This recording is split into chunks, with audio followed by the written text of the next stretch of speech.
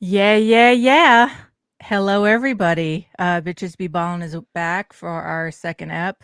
Kayla Fonte is not with us this week because she is a busy bee doing lots of different things. So we've got Emma. You might Hello. remember Emma from last season. She was on a couple times, but Emma has graciously volunteered to be a co-host this season. So how's it going, Emma? It is going pretty good. I think my fantasy season is off to a good start. As a Hawks fan, I feel like I have mixed feelings about the start of the season, but some good and some bad, I guess. So yeah, doing pretty good. How many leagues are you in, Emma? Let me count. One, two, three, four, five, six, seven, eight. I guess I'm in around 10. Not around 10, even 10. But four of them are dynasty leagues. So I definitely cut back on from last year. Yeah. Um, So so you left some. Did you leave any of your dynasty leagues? No. no, I have this dynasty league that every year I'm like, I should quit, and then I'm like, well, I'll give it one more try. Yeah. I'll because I'm in like a rebuild, but it's a 30 team league, and it's just kind of I don't know, it's just kind of tough. Some of the teams that are like the juggernauts, it's just like they seem you're just never gonna win because Yeah. they've kind of done scam trades over the past 4 years, where like some stupid team gives them like uh you know Jalen Williams for like a super cheap price when he's already really good. And then they're like, well, I've screwed over my team, so I'm quitting. And then that person is just way better. And I would have never offered that trade because I'm not trying to scam people. Right. So I I feel like I have a hate. pretty good team, but they're just not good enough. So I decided to go for one more tank to see if I can get like Darren Peterson or AJ Demansa or Cam Boozer or something. So Yeah. we'll See, see. like when people try and fleece other people in trades, it just it ruins it for everybody, and it's anyway, I feel for you. That sucks, especially in a dynasty format where you're kind of making a commitment, right? Long term and Yeah. yeah. Are you only in category leagues? Yes, head to head and roto. Yeah, But yeah. that's what I thought. You're like a category I've lady, never like done I've never done a points league before, so well, you did in W. yeah, you're right. I have we did the Bitches Ball in W League, and then I have a Dynasty WNBA league that I joined. I think this is my third season this past year. Yeah, it was my third season this past year, so that's been a Yeah. lot of fun. Yeah, thanks for organizing the W League. That was super fun, and you wouldn't think it, but 10 teams is pretty deep, and it I got know like it was hard it was. sometime during the season to pick up anybody that could give you just a handful of points. Yeah, my team sucked. I had drafted Layla Lacan kind of high, and then she didn't get there until like over halfway into the season, but she was in Europe. And she ended up being like having a really good rookie campaign, but she started so late. And because you can't replace like a player you like the fifth player you draft because of how shallow the W is, I just kind of my team just kind of sucked. So it was fine. But Super fun though. I got addicted to the W, I gotta say, from well, playing. yeah.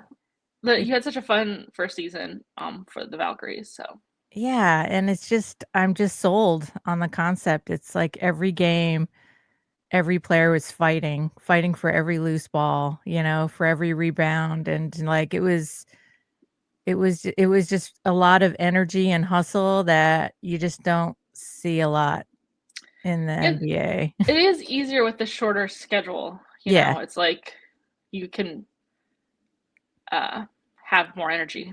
But yeah, it is it is fun. I'm a Dream fan, and it was such an exciting season for them, and then they lost to the like dead fever in the first round of the playoffs, and I was so sad. Yeah, that sucked. That sucked.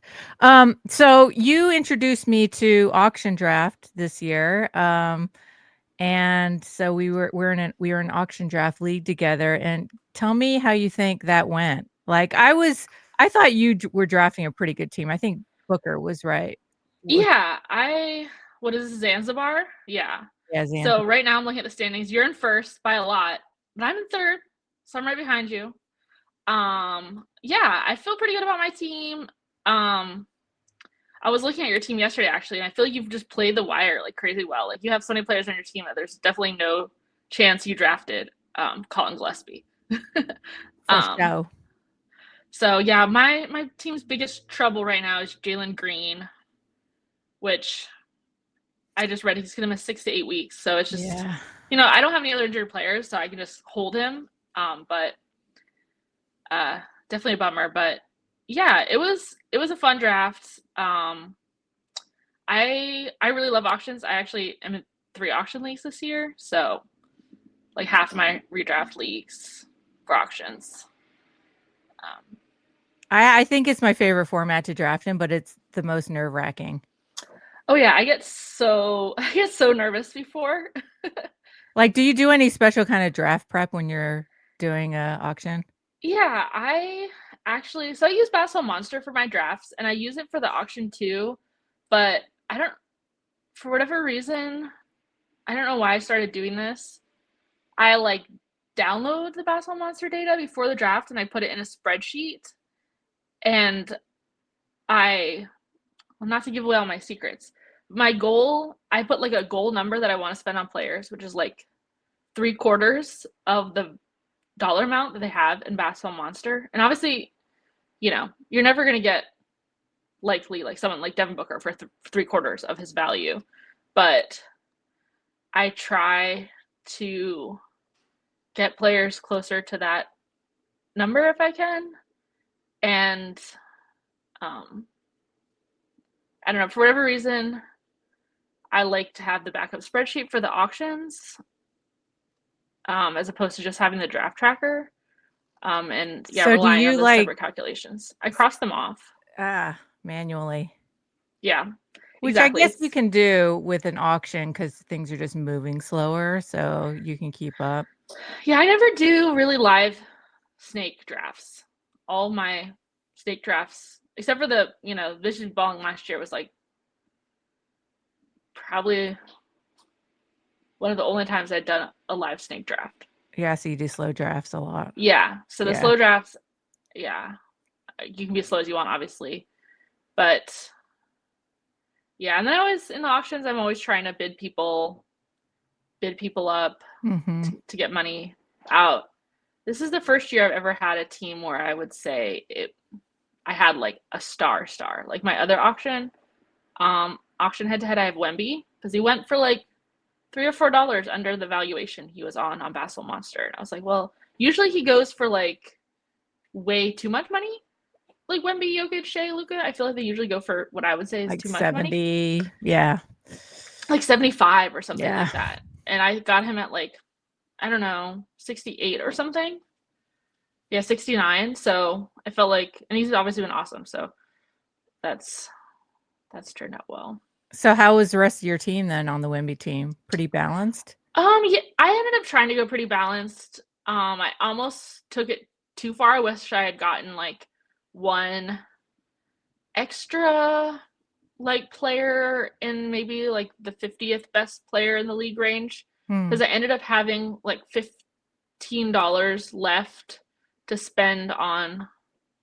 I don't know. I try to have like one or two streaming spots, but on my bottom, like on my bench players, I had like $18 left, which is maybe a little more than I want. Hmm. So I ended up spending like $5 on Reed Shepherd and $5 on Kevin Porter Jr. and then $5 on Drew Holiday. And Drew's panned out so far. It's been pretty good. But obviously Kevin Porter's been injured the whole time. And then Reed, I haven't dropped him. I've held because my team's doing pretty well. So I was like, I'm just gonna keep holding him while I'm Yeah. still winning my matchups because I think they just have to, like, he just. I'm a long time Reed Shepherd believer. So I was like, if I can hold him, I'm gonna hold him, and it seems like it's hopefully paying off. Yeah. Auction. Yeah, it was very cool. I think I'm going to try and do more auction drafts next year. I'm in too many leagues. Like I'm already just dropping the ball on some of them because I just don't check my lineups as like I should, and Yeah.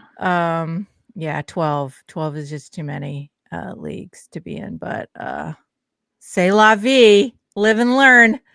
Yeah, How's that's why I tried to cut back a bit because I mean 10 is still a lot, but with um Dynasty? two dynasty 30 team leagues, there's not much you can do besides setting your lineups and working on trades.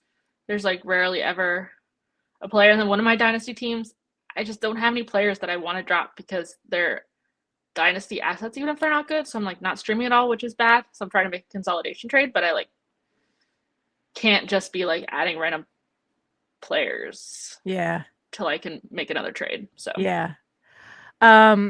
Are you how are you doing in the Bitches Be Ballin' League? I'm doing okay. I have a lot of injuries at the moment. Luckily, I was playing a team that was struggling a bit last week, so I was able to pull out a victory, even though. So my top players are. Who are my top players? It's like. I think technically the players that should be my third, fourth, and fifth best players are all out. Um, Now one of those is Tyler Hero, so I like drafted him knowing he would be out, so it's not like I spent my third pick on him, but Zion, Bam, and Tyler Hero are out, which is definitely hurting my team. I don't think I have any chance of winning this week, but I think I should be able to win like um the percentages and the turnovers, so I can still like That's have a 3. 3-6 loss. Yeah. I think maybe even like one category that my opponent was punting, so I might be able to get that one and just have a not too bad loss. But I think I'm fourth in the standings, so feeling pretty good about that. I don't know. It's a deep roster as well, so it's hard to um, be a stream Yeah. demon like I like to be. Yeah, I think we're like 224 or something deep, so it's definitely yeah, it's pretty slim pickings on the wire, but I feel like it's Yeah, been pretty good, like, I think people have been more competitive with, using Fab for pickups, like, it's nice to see a little competition there. I think you and I are kinda the only ones consistently actually putting any dollars toward Fab to pick people up, yeah, which is fine. I just feel like we have $1,000 budget. It's, it's plenty of money, so, um, yeah. hopefully I won't regret my words when it comes I down to don't. playoffs and I've got no Fab left, but, you know. Yeah, that's the only thing is I usually try to not spend more than a small amount of money if I'm just streaming someone who I think is literally a stream. Like, there's no way they're gonna hold on my roster. It's just like a schedule thing. Like, it's a Yeah. light day. I'm trying to add the eighth best player on the Magic or something. But I don't know. I was excited. Ace Bailey had been dropped. Someone had. I don't know who drafted him, but he Mm. was dropped. And then it was after the not after the game that just happened, but the game before that, where he got like a few more minutes. And I was like, well, I'm already going to win this matchup. And he wasn't going to play for the rest of the matchup. So I was like, I'll add him because I think, especially with Walker Kessler out, maybe they're just going to totally. I think they were going to tank. They were going to take anyways, but maybe put He's up less of a starting now, charade. And now so he's starting, and I was like, ah, I'm yeah, so that excited. could be great for you. Nice one. All right. Well, speaking of trades, I think we're at the part of the season where people are talking about buy low, sell highs. And I thought in our bitches be ballin' way, we could talk about some trades, some real life trades that ladies in our league have been offered. And so we're calling it Trade Tinder. So Emma and I are gonna swipe left or swipe right on these trade scenarios and have some fun with that. So let's forgive me. This might be go a little bit awkwardly because Kayla usually drives the StreamYard ship. So let's see if I can do this. You did Boom. it. Perfect. Boom. So our first trade Tinder scenario is giving up Draymond Green. And I will say that this is 9 cat head to head. Um, giving up Draymond Green for Michael Porter Jr. You gonna swipe right or you gonna swipe left? Swipe rights, for those that haven't used Tinder like myself, because I'm an old married woman, is like get some, let's get some. And swipe left is Emma, how you beautifully put it earlier. Yeah, I was like, ooh, I don't ever want to see you again, or something like that. You're Or you're gross. disgusting. Yeah. Which is honestly, given how I'm going to swipe on this trade, a fitting way of how I feel about Michael Porter Jr. I'm like, ugh. Talk about a guy who, if you saw on Tinder and found out he had podcasts and listened to what he was saying, you would swipe left, even though he's 100 millionaire. You'd be like, nope, not worth the riches for his view on women. I'm with you there. Yep. Couldn't have But said it better. yeah, this one's tough. I feel like it's partially team dependent on Mhm. who you would take. You know, if your team's in a tough spot and you need some points and you're like struggling, maybe you just have to risk it with Michael Porter Jr. But I just feel like there's no way the Nets don't park him by the playoffs, and or he's injured, because he has a history of injury. So I personally would swipe left and keep Draymond Green, but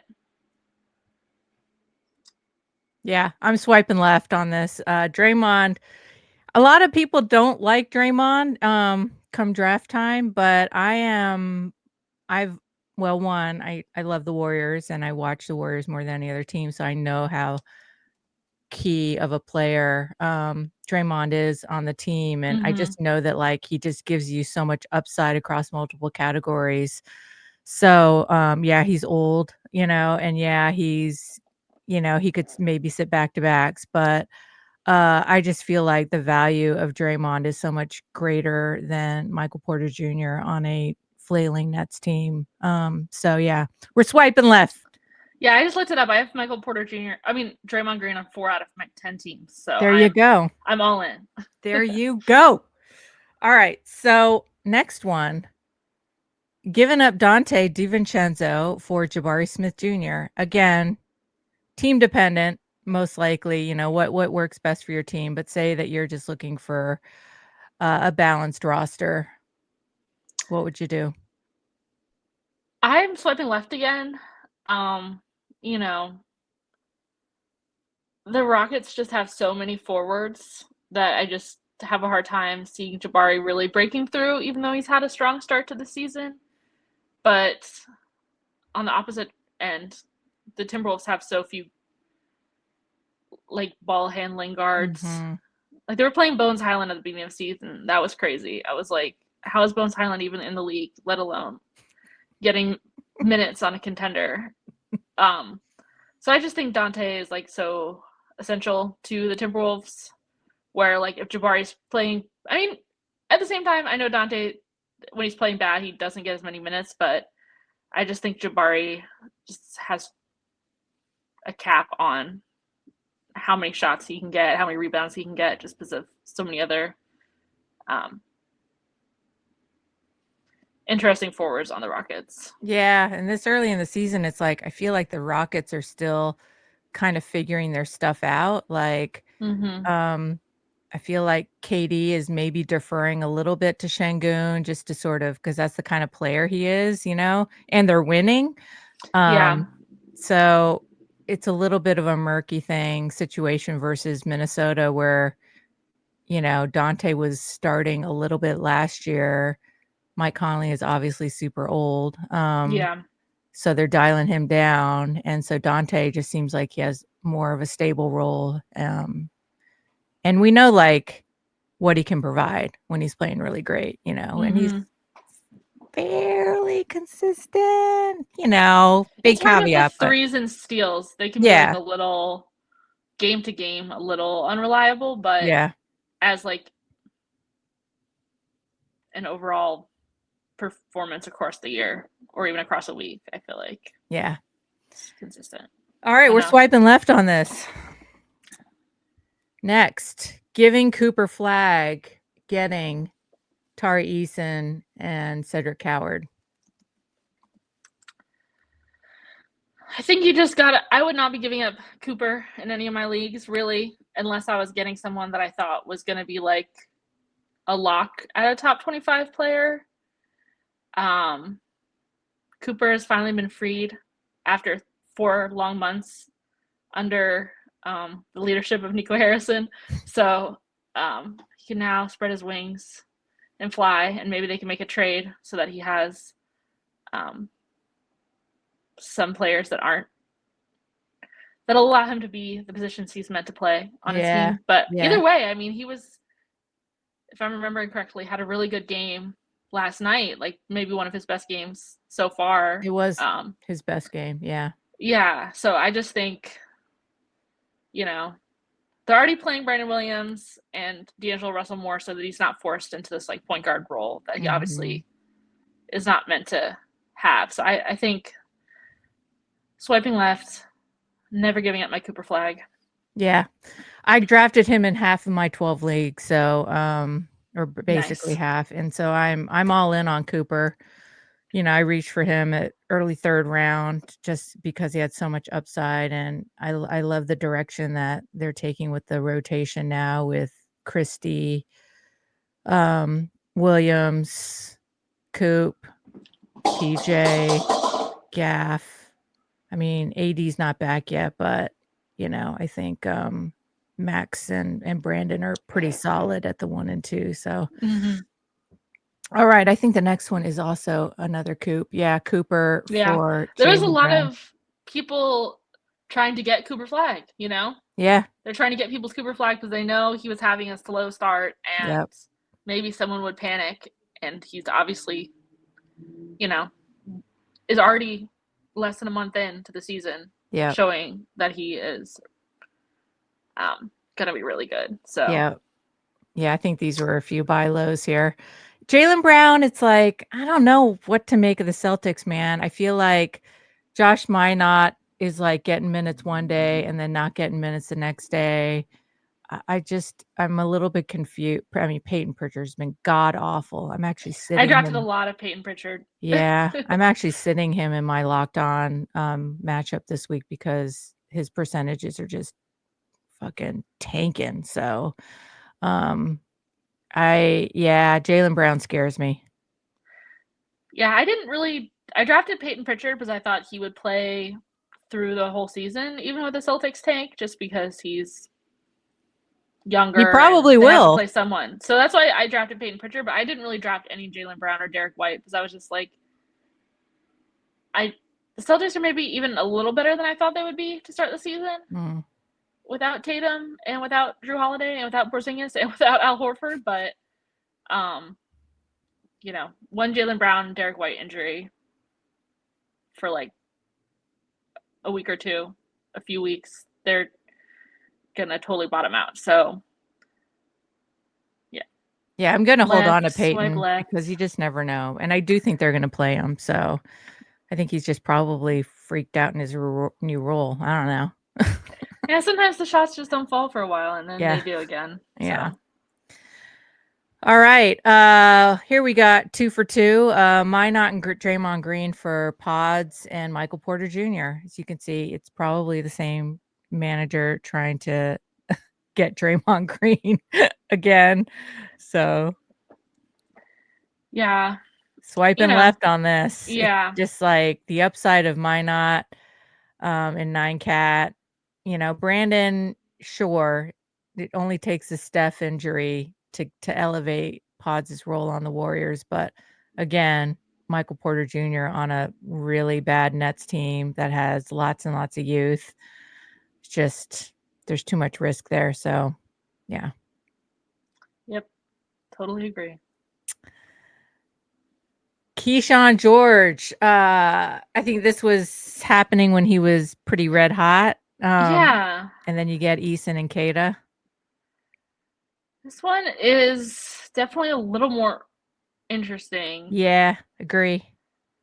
I feel like, I don't know, it's tough because Bilal only played those like 2 games. And I think it was 2, maybe it was 2.5. but he was so good, and then he left. So it was hard to see what Keyshawn's role would really be like with Bilal in the rotation.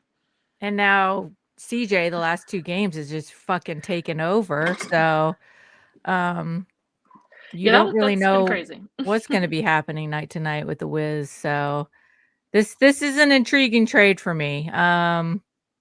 If I were to receive this now, right?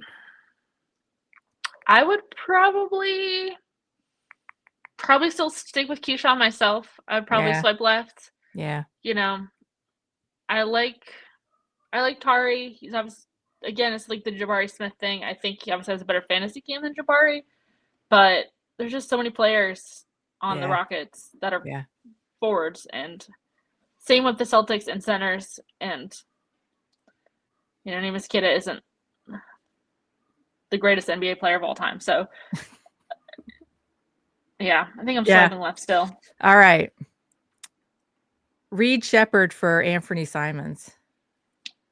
This is my trade that I had received. Ah. And I have declined the trade, so I swiped left. It could turn out that neither of these players are must roster players.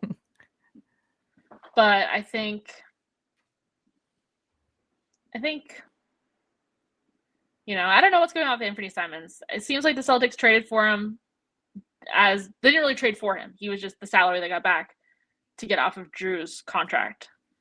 So it seemed like they wanted to trade him in the offseason and they weren't able to trade him in the offseason. So maybe they're still trying to trade him, and he ends up on a team where he's going to have an even smaller role than he already does. Or it's just a little. Or he could play a shit ton of minutes because they don't Yeah. care, and then he's just like eating. Yeah. So it's hard to say. I don't know. I don't really like drafting Anthony Simons generally. Like when he was on the Trailblazers, I just found he was good at too few categories that Yeah. it was kind of annoying, like to have one of my guards just get like no steals at all, and like I just found him kind of annoying as a fantasy player. Yeah.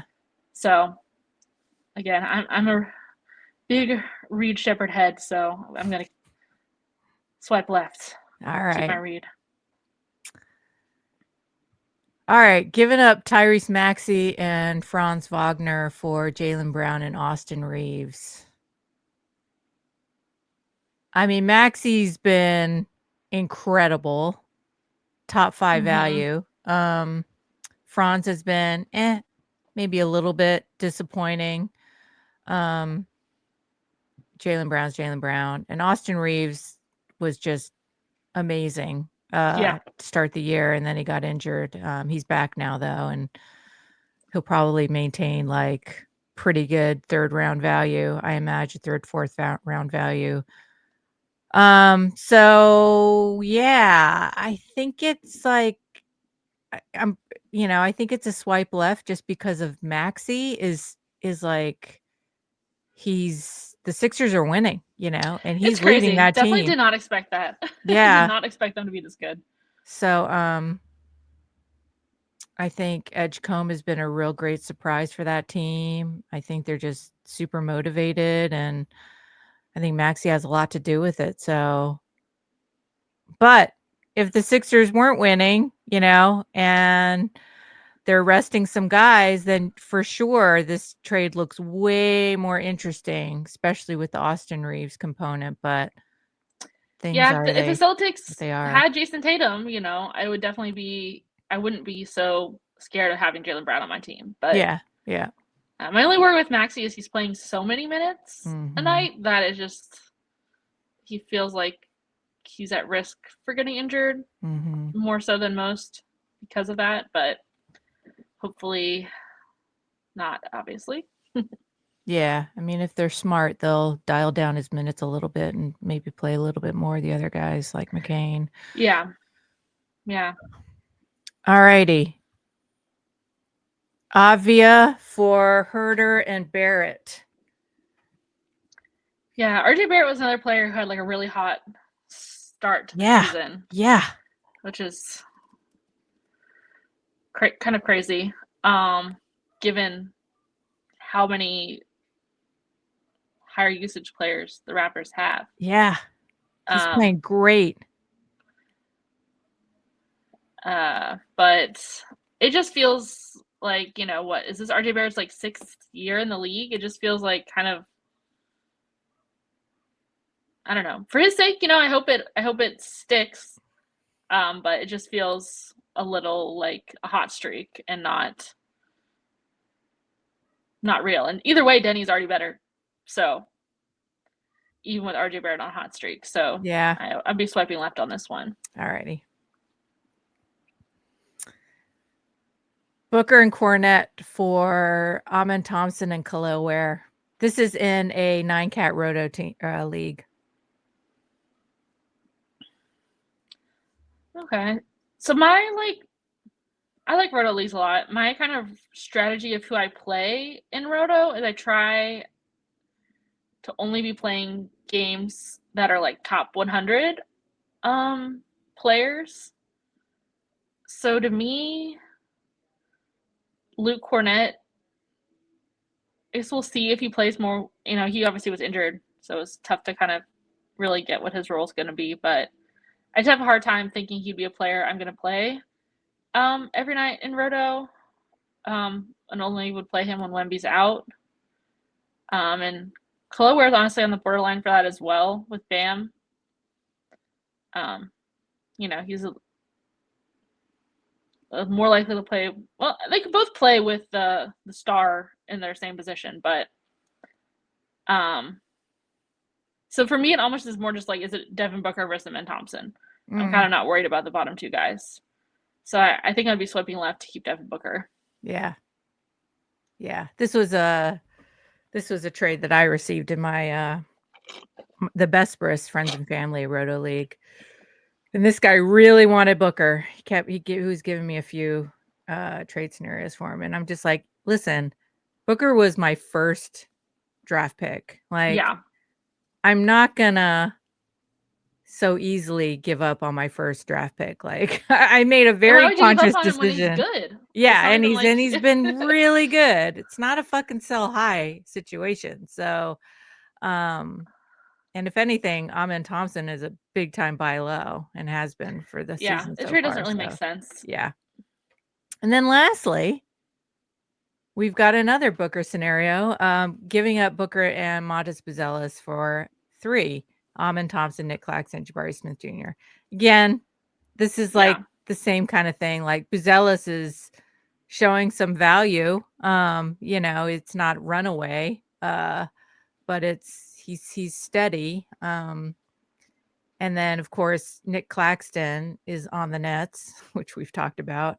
And then we've also talked about Jabari Smith Jr. So, yeah, this one was a definite swipe left. But, it's funny that, like, people that offer trades, like, especially in a really competitive league like the Besperis Friends and Family Roto League is, like, why do you think like another manager is going to give up their very first round pick that is balling out? Like, it just the logic doesn't make sense for me. Yeah, I think especially in a league that's like serious with people that are obviously smart. I don't get why you send. I mean, I don't like to send totally sham trade offers in any league, but especially one where everyone's like competitive and serious. It's just like, what's the point? You're just wasting everyone's time. Yeah. So yeah, I finally just wrote him back. I was like, "Yo, dude, I'm not going to give up Devin Booker. He was my first pick, and he's been playing great. So stop." Yeah. Anyway, so that was Trade Tinder, folks, and as always, you can ask us our opinions on trades by, commenting on X or Twitter, and we're happy to give our opinions on things. Is Emma gone? Is she there? Emma might have left me. So I hope you enjoy Trade Tinder. It's a little segment that we'll probably do a couple times over the course of the season, and I hope it's fun for everybody. So Emma, I don't know where you went, but that concludes our second episode of Bitches Be Ballin'. Thanks for joining, and thanks for supporting us, everybody. And we'll see you next time. Bye.